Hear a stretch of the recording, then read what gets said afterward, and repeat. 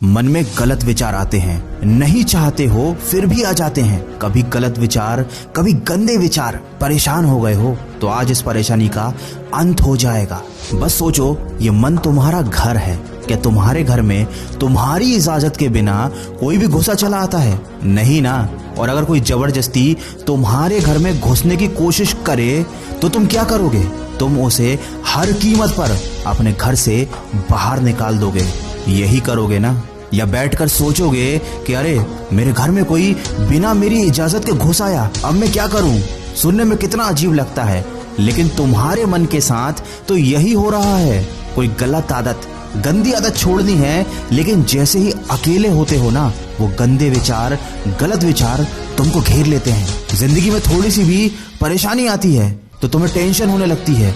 Negative विचार तुम्हारे दिमाग में घर कर जाते हैं। मन में आने वाले विचार ही हमारी जिंदगी बना भी सकते हैं और बिगाड़ भी सकते हैं। रात को आपके मन में विचार आता है कि सुबह जल्दी उठना है।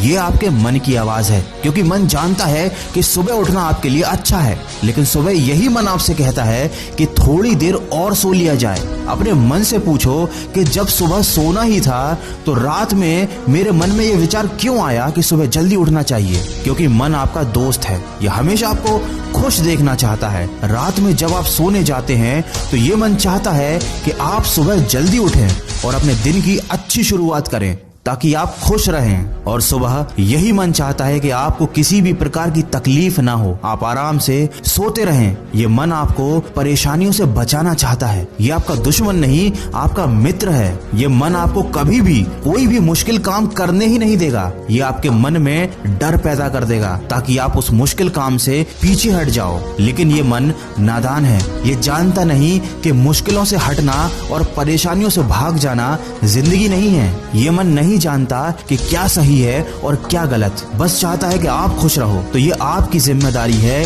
कि आप अपने मन को समझाओ और बताओ कि क्या सही है और क्या गलत। मन में गंदे गंदे विचार आते हैं, क्यों?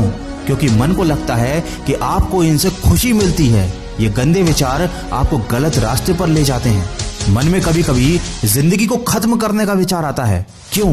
क्योंकि मन को लगता है कि आप चारों तरफ से मुश्किलों से घिर गए हो और आपके पास बचने का यही एक रास्ता बचा है।